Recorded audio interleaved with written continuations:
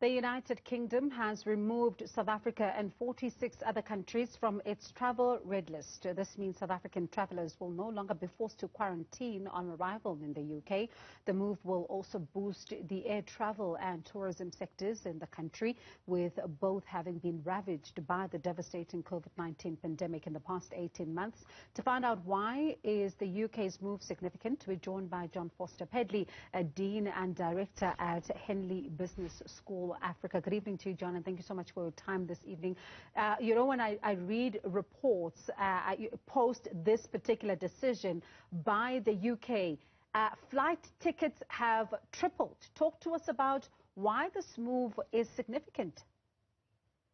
Well, I think it's very significant, and apart from being Dean of Henley, I'm also the chair of the British Chamber, as a Chamber of British Business in Southern Africa, so I'm also talking in that way. Look, it's really important, isn't it? Because, you know, we have something like 400,000 tourists, and tourism dropped 95%.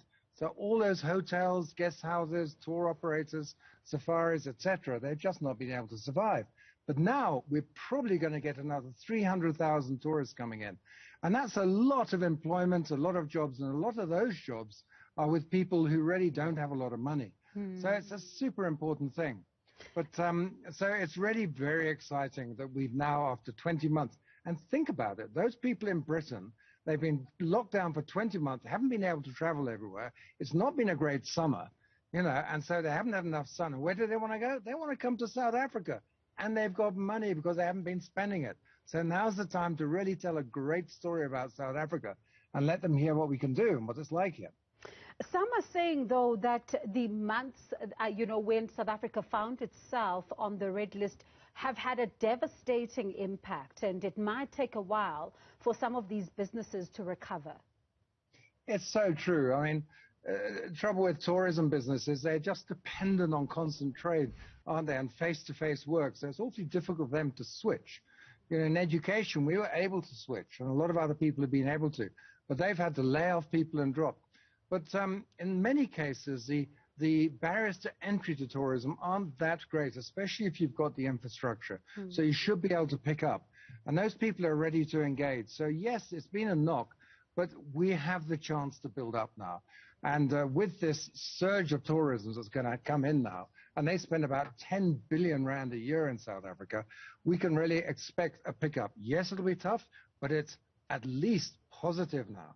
And how much of an important, you know, role that messaging is going to play here? Because while others will be, you know, looking for the sun to come to South Africa, but there might be others who are skeptical. So how much of an importance is going to be, you know, in fact, needs to be put on messaging in order to ensure their safety and guarantee their safety when it comes to the, you know, exposure to COVID-19 possibly? Well, isn't that interesting, Bongiwe? Because today we had about 1,000 cases officially. Maybe it's 2,000 to 3,000 unofficially, we don't know, out of a population of 60 million people. The UK today, out of a population of 67 million people, had 44,000 cases. We are 20 to 40 times safer in terms of cases than the UK with the same Delta variant that started in India. We need to say that message. Now, the problem is we haven't got the same vaccination rates. You know, we've got about, I think we've got something like 33% partly vaccinated, 17% fully vaccinated, but the UK have 74% partially vaccinated and 67% fully vaccinated. So they're going to worry about that. So this is the time, especially now today, is open for vaccination for children, that everybody needs to get vaccinated to help everybody else. If South Africa gets a reputation for being a vaccinated environment where people take this seriously and they mask and they take COVID seriously, it will boost investment, it will attract tourism. So it's not just about me and you anymore. It's about everyone else around us. We need to vaccinate to support the economy of South Africa, to let it build up. So this is a great chance to make good stories and to take action to keep yourself and other people safe. It'll also help some of the business owners who are hoping to make some inroads in the UK, especially when you're looking at your work, you know, as the chair of the British Chamber in South Africa. It'll also be an opportunity then for those business people to then be able to, you know, expand their businesses. Well, and isn't it true? Because we can do so much over the Zoom like we're doing now, but actually, however engaging we are, it's never the same, is it, as being face to face? Interestingly enough, it's COP26 going on now in Scotland, in the UK, and that's face to face. And companies like FNB, for example, they've sent 48 people to look to COP and to UK to look for opportunities to engage around sustainability and finance and banking. So that company's leapt forward and sent people over, and they're right. They're absolutely right that we need to get out there and engage. And that relationship will bring investment, bring trade, and bring relationships to rebuild South Africa. And now that Britain has been through Brexit and is seeking to build relationships and trade agreements around the world, I mean, where better than to make friends with a British business now and vice versa at this particular moment in time? We have a golden opportunity to build those bridges and be positive about this future, because it's never going to be easy, but it is very doable. Listening to what you're saying, it sounds like then us being placed on the red list did not impact the relations between the two countries, as some would have thought that by now they would have hit rock bottom.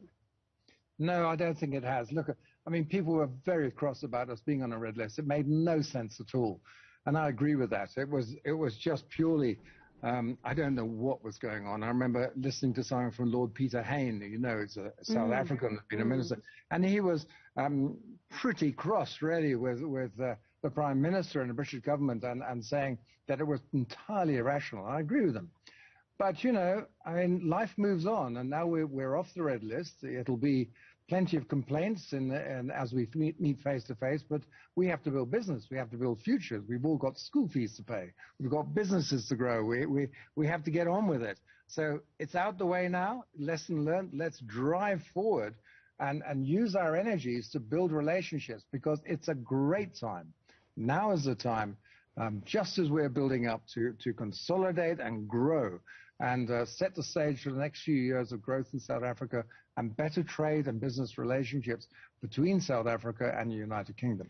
Jon, I can't help but I have to ask you this as somebody who, you know, is quite involved in strategic thinking, but also you're an entrepreneur yourself. Let's talk to a business owner tonight who is watching this program and is probably just being despondent to say that the pandemic has ravaged them, and they don't even think that they could even dream of chatting up, you know, people in the UK to do business with them.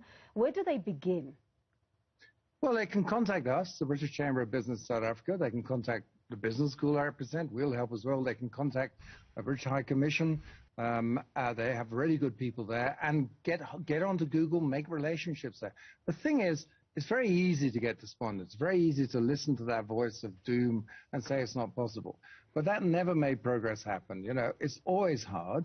You know, I believe to be I like to be an optimist, but not a sort of crazy optimist. There was a great psychologist called Viktor Frankl who wrote a book called In Search of Meaning, and he talks about this idea of tragic optimism, being optimistic in spite of the pain and grief and things that happen around us, that life is worth living and business and people carry on. And that's true. They do. And so we have to have that spirit. South Africa is known for that.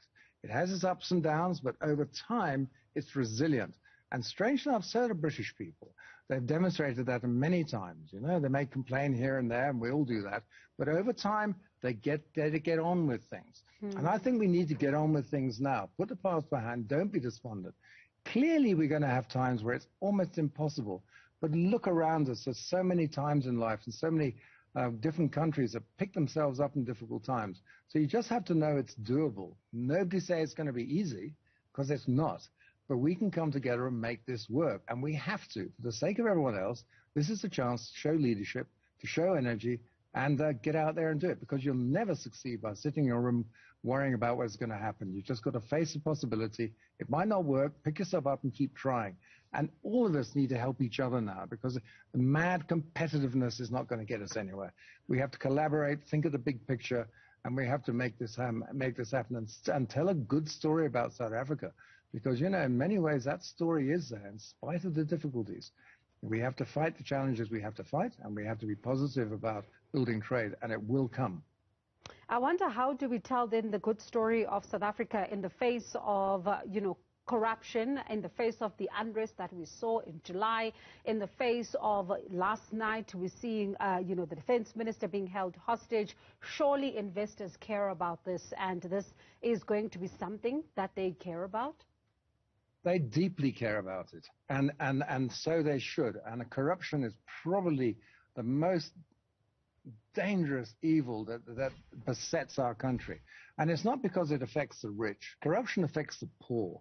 The people who are working, trying to get education, they don't get the opportunity. We have the highest Gini coefficient in the world in South Africa. That's the difference between rich and poor.